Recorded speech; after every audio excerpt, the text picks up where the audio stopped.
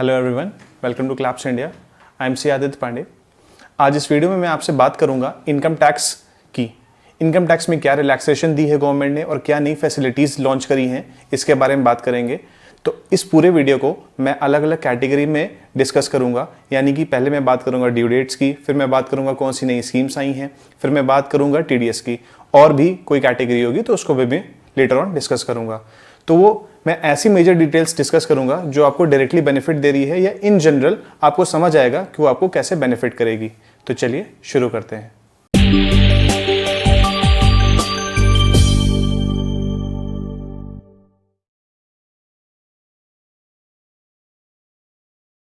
तो आइए बात करते हैं ड्यू डेट्स की।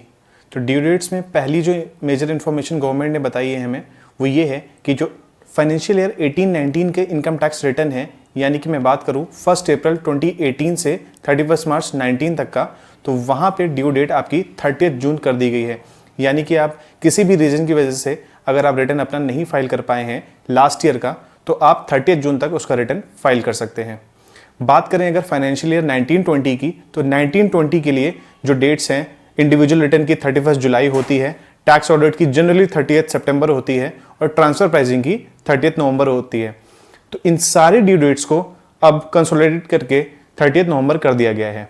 यानी कि अब फाइनेंशियल ईयर 19-20 का income tax return without any penalty, without any interest आप 30 नवंबर तक फाइल कर सकते हैं।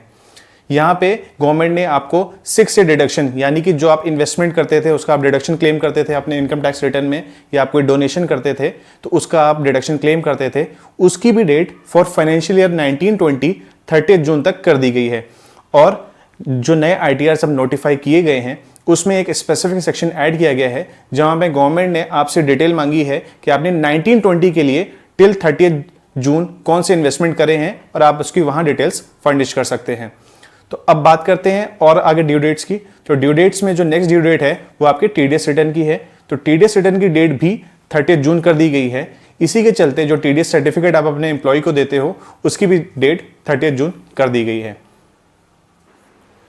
अब अगर बात करें तो कैपिटल गेन में जो आप इन्वेस्टमेंट करते थे और उसका आप डिडक्शन क्लेम करते थे कैपिटल गेन के टाइम पे, जो अंडर सेक्शन 54 हम लोग क्लेम करते थे, उसकी भी ड्यू डेट अब 30 जून कर दी गई है। यानी कि अगर आप 20 मार्च से 29 जून तक आपके जो भी इन्वेस्टमेंट हैं वो आप नहीं कर पाते हैं तो उसकी ड्यू डेट अब 30 जून है। वैसे ही अब जो अपील्स हैं, जो नोटिस हैं या जो असेसमेंट्स चल रहे थे आपके, उसमें भी जो रिप्लाई करने का जो आपको टाइम लिमिट दी गई थी वो भी 30 जून तक एक्सटेंड कर दी गई है। यहाँ पे एक स्कीम गवर्नमेंट ने चलाई थी जो विवाद से विश्वास स्कीम थी, उसकी जो टाइमलाइन है वो आपकी 31 दिसंबर 2020 कर दी गई है विदाउट एनी एडिशनल इंटरेस्ट।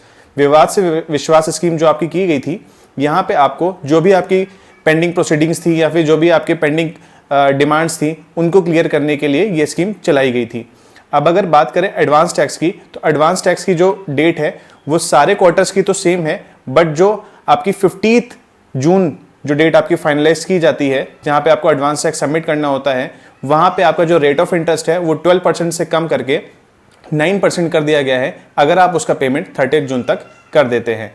तो ये थी जो आपको रिलैक्सेशन प्रोवाइड की गई है इनकम टैक्स के अंडर ड्यू डेट्स को लेके, कि जहां पे आपको जो सारी कंप्लाइंसेज है इनकम टैक्स के अंडर वो आप 30 जून या जो भी उसकी रिस्पेक्टिव डेट्स है उसके अंदर आप कर सकते हैं।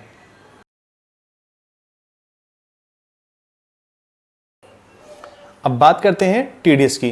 तो टीडीएस में क्या क्या कंप्लाइंसेस आपको करनी है और उसमें क्या रिलैक्सेशन दी गई है, आइए डिस्कस करते हैं। तो टीडीएस में जो आपको मैंने बताया कि जो टीडीएस रिटर्न की डेट है वो जो Q4 फाइनेंशियल ईयर 19-20 के लिए है उसकी डेट 30 जून कर दी गई है और अकॉर्डिंगली टीडीएस सर्टिफिकेट की डेट भी 30 जून कर दी गई है। यहाँ पे गवर्नमेंट ने एक नई चीज़ भी निकाली है जहाँ पे जो टीडीएस रेट्स हैं टिल 31 मार्च 2021 आपको जो नॉर्मल टीडीएस रेट्स थे, यानी कि मैं 194J प्रोफेशनल टीडीएस की बात करूं तो 10% कटता था, यहाँ पे कॉन्ट्रैक्टर के केस में 1%, 2% कटता था। तो ऐसे जितने भी टीडीएस के रेट्स थे अदर देन सैलरी, वहाँ पे उनका टीडीएस रेट का अप टू 75% ही अब टीडीएस चार्ज किया जाएगा फ्रॉम स्टार्टिंग 14 मई 2020 टिल 31 मार्च 2021। यानी कि अगर आपका 10% अभी तक टीडीएस लग रहा था तो अब आपका टीडीएस जो कटेगा वो 7.5% कटेगा। यहाँ पे टीडीएस के जो नॉन डिडक्शन या नॉन पेमेंट के इंटरेस्ट चार्ज की बात की जाती थी, उसको भी जो पहले आपके रेट 1% और 1.5% पर मंथ लगाए जा रहे थे, उसको भी अब 0.75 स्टैंडर्ड रेट कर दिया गया है। यानी कि अब आपको डिडक्शन हो या नॉन पेमेंट हो, उसके लिए जो आपको अलग अलग रेट्स चार्ज होते थे, वहां पे अब आपको स्टैंडर्ड 0.75% पर मंथ के हिसाब से इंटरेस्ट रेट चार्ज किया जाएगा, नॉन पेमेंट के लिए भी, नॉन डिडक्शन के लिए भी। तो ये थी टीडीएस की इंफॉर्मेशन जो आपसे मैंने अभी शेयर करी। आइए बढ़ते हैं अब नेक्स्ट कैटेगरी की तरफ।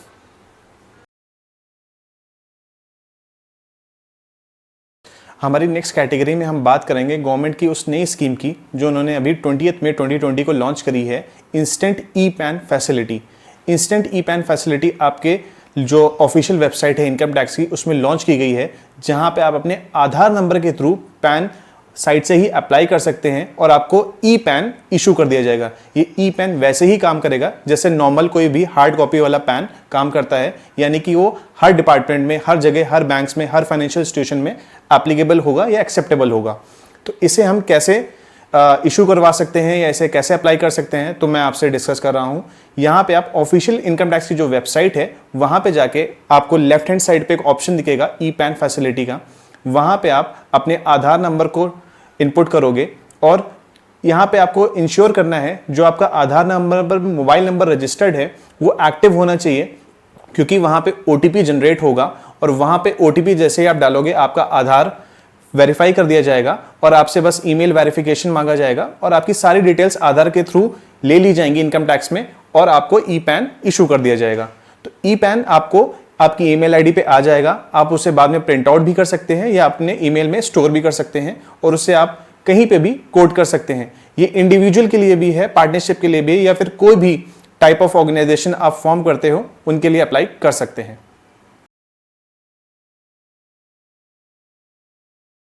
तो हमारी नेक्स्ट कैटेगरी है जहां पे मैं बात करूंगा कि इनकम टैक्स रूल्स को गवर्नमेंट ने अमेंड कर दिया है, जहां पे एक नया रूल इंसर्ट किया गया है इनकम टैक्स रूल के अंडर, जो आपको फॉर्म 26AS में अमेंडमेंट चेंज करने की प्रोवाइड कराता है फैसिलिटी।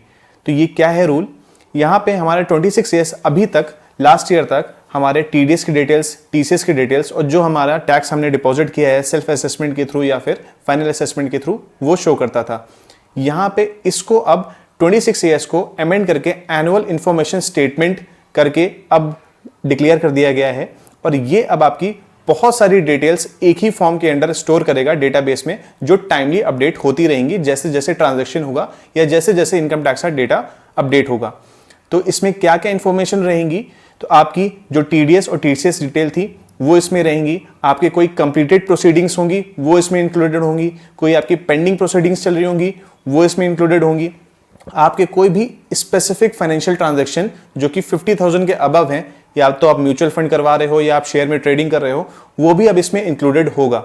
तो ये सब चीज़ें आपके एनुअल इंफॉर्मेशन स्टेटमेंट में अब डिक्लेयर की जाएंगी। इसका सीधा सीधा फोकस ये है कि अब अगर आपका कोई भी असेसमेंट होता है या भी कोई भी ई असेसमेंट प्रोसीडिंग्स चलाई जाती हैं, तो इनकम टैक्स ऑफिसर को या फिर एसएससी को भी ईज रहेगा कि वो अपनी इंफॉर्मेशन आराम से प्रेजेंट कर सके और इनकम टैक्स ऑफिसर जो भी देखना चाहता है, जो भी इंफॉर्मेशन लेना चाहता है, उसको prima facie annual information statement से रिट्रीव कर सकता है और उसके फर्दर डिटेल्स के लिए एसएससी को कॉल कर सकता है। तो यहाँ पे ये दोनों प्रोसीडिंग्स के लिए या फिर आपके एक होल इंफॉर्मेशन जो फाइनेंशियल ट्रांजैक्शन आपने ड्यूरिंग द ईयर किए हैं उस पैन के अगेंस्ट जो आप कोड करते हो हर जगह, तो वो इंफॉर्मेशन आपकी एक ही फॉर्म में कवर हो जाएंगी, जिससे आपको सारी चीजों में स्मूथनेस आ जाएगी और इनकम टैक्स की किसी भी पर्टिकुलर प्रोविजंस में या प्रोसीडिंग्स में आपको हेल्प करेगी। अब बात करते हैं हमारी आज की लास्ट कैटेगरी की, जहां पे गवर्नमेंट ने फाइनेंशियल ईयर 1920 के लिए जो आईटीआर नोटिफाई कर दिए हैं उनकी। तो आइए डिस्कस करते हैं कि वन बाय वन उसमें क्या चेंजेस किए गए हैं इसकी। तो जो पहला चेंज किया गया है वो इंडिविजुअल्स को टारगेट करता है जो सैलरी इनकम और जो हाउस प्रॉपर्टी होल्ड करते हैं। तो यहाँ पे गवर्नमेंट ने क्लियर कर दिया है कि इस साल जो 1920 के आईटीआर आप फाइल करोगे, अगर आप सैलरीड इनकम वाले हो और आप कोई जॉइंट प्रॉपर्टी होल्ड करते हो, तो आप आईटीआर 1 या आईटीआर 4 में रिटर्न फाइल नहीं कर सकते हो। इसके लिए आप अपने सीए या एडवोकेट से भी कंसल्टेशन ले सकते हो कि आपको किस आईटीआर में रिटर्न फाइल करना है। सेकंड जो चेंज किया गया है वो किया गया है जो अभी तक आप बिजनेस इनकम में रिटर्न फाइल कर रहे थे ITR 4 में, चाहे आप बुक्स मेंटेन करते थे या बुक्स नहीं मेंटेन करते थे, तो उसमें ये चेंज किया गया है कि अगर आपका कैश ड्यूरिंग द ईयर यानी कि 1920 में अगर आपका cash deposited in a bank 1 crore से ज़्यादा है तो आपको कंपलसरी वो मेंशन करना पड़ेगा अपने ITR में और डिस्क्लोज करना पड़ेगा। जो तीसरा चेंज किया गया है वो इलेक्ट्रिसिटी को लेकर किया गया है। अगर आपके बिजनेस का electricity bill in aggregate during the financial year 1920 1 lakh से ज़्यादा आता है तो भी आपको वहाँ पे इंक्लूड करना पड़ेगा।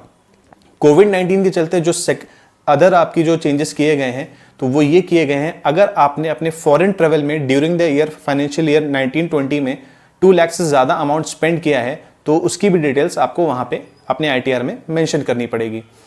नेक्स्ट जो हमारा चेंज किया गया है वो किया गया है कि जैसे कि गवर्नमेंट ने आपको ये रिलैक्सेशन दिया था कि जो आपके इन्वेस्टमेंट है अंडर चैप्टर 6A यानी कि ATC में, ATG में जो आप इन्वेस्टमेंट करते थे, LIC में होम लोन के इंटरेस्ट के जो आपको डिडक्शंस मिलते थे, उसकी डेट 30 जून कर दी गई थी। तो यहाँ पे गवर्नमेंट ने नया सेक्शन इंट्रोड्यूस किया है ITRs में, जहाँ पे आपको डिटेल देनी पड़ेगी कि फाइनेंशियल ईयर 1920 के लिए आपने ऐसे कौन से investment April onwards but till 30 जून 2020 तक किए हैं। तो ये थे कुछ चेंजेस जो आपको इस बार ITR फाइल करते टाइम ध्यान देना है और उनको स्पेसिफिकली मेंशन करना है जहां पे आपको एप्लीकेबल हो रहा हो। तो ये थी सारी कैटेगरी और सारी इन्फॉर्मेशन जो इनकम टैक्स से रिलेटेड मैंने आपसे डिस्कस करी, जो गवर्नमेंट ने आपको रिलैक्सेशंस दी हैं, जो नई नई स्कीम्स लॉन्च करी हैं। अगर आपको अभी भी कोई डाउट है तो मैंने इसमें PDF फॉर्मेट में सारी इन्फॉर्मेशन आपको कंपाइल करके रखी हुई है। अगर आप मुझे व्हाट्सएप करते हो या कमेंट बॉक्स में आप कमेंट में लिख के बताते हो कि आपको इसकी रिक्वायरमेंट है तो मैं आपको व्हाट्सएप या ईमेल कर दूंगा। और अगर आपको ये वीडियो यूजफुल लगा हो तो इस वीडियो को लाइक करें, शेयर करें और ऐसे ही यूजफुल अपडेट के लिए चैनल को सब्सक्राइब करें। Thank you.